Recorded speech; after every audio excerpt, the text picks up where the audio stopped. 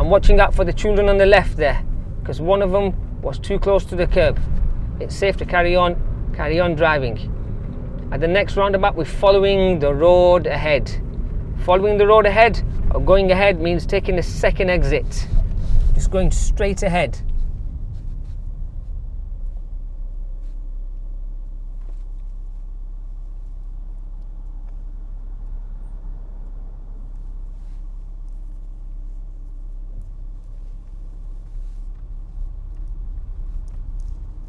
So following the road ahead, no signalling.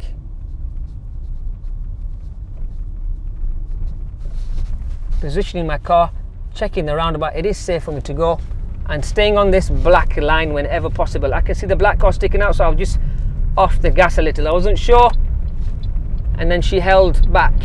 So do be careful, do not try to swap and change lanes at that moment. If you see somebody in front of your path, slow down.